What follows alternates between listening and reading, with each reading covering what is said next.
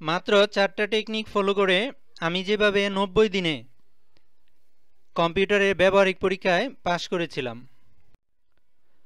কম্পিউটারের ব্যবহারিক প্রস্তুতির শুরুতে প্রথম ধাপে সবচেয়ে ইম্পর্টেন্ট যে কাজটা আপনাকে করতে হবে এটা হচ্ছে কিবোর্ডটাকে আঁকতে হবে এবং কিবোর্ডের ঘরগুলোতে মুখস্থ লিখতে হবে।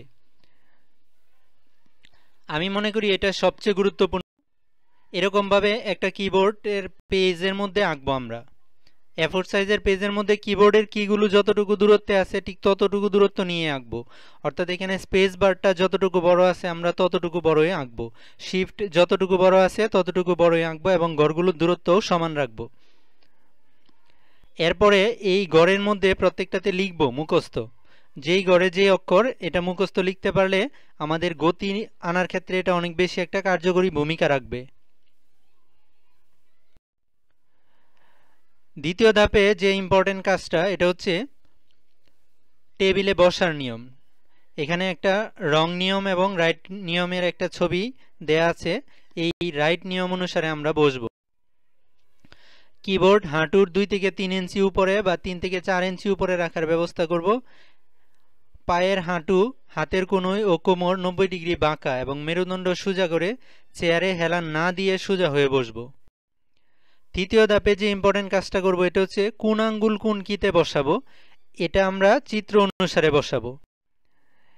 এখানে ASDF এর মধ্যে লেফট হ্যান্ডের 4টা আঙ্গুল পর্যায়ক্রমে বসাবো এবং স্পেস বারের জন্য বুড়ো আঙ্গুলগুলো রাখবো আমরা। JKL সেমিকোলন এই আঙ্গুলে রাইট হ্যান্ডের 4টা আঙ্গুল পর্যায়ক্রমে রাখবো।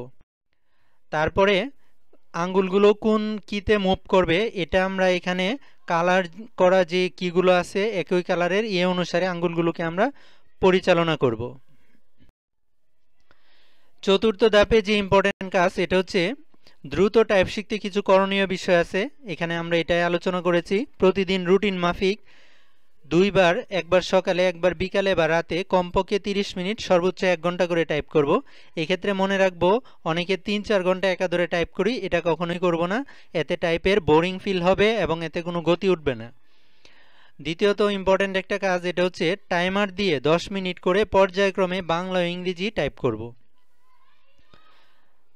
সঠিক নিয়মে টাইপিংয়ের গতি দেখা, যেমন আমরা টাইপ করার পর অনেকে এইভাবেই রেখে দিই। এটা না করে আমরা দেখব যে এখানে কত গতিতে কতটুকু টাইপ হয়েছে। এটা যদি আমরা দেখি তাহলে এটা আমাদের মাথায় বা ব্রেইনে একটা প্রভাব রাখবে পরবর্তীতে আবার দ্রুত টাইপ করার ক্ষেত্রে।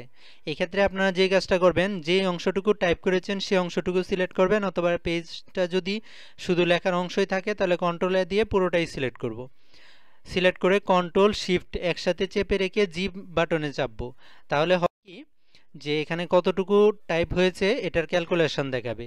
অথবা যদি কেউ আমরা মনে করি যে এইভাবে ওয়ার্ড কাউন্টের যে অপশানটা আছে নিচের বারে এটাতে ক্লিক দিব, ক্লিক দিয়ে আমরা এভাবে ওয়ার্ড কাউন্টের ডায়লগ বক্সটা আনবো এবং এখানে লক্ষ্য করব যে কতটুকু টাইপ হয়েছে এটা জেনে নেব।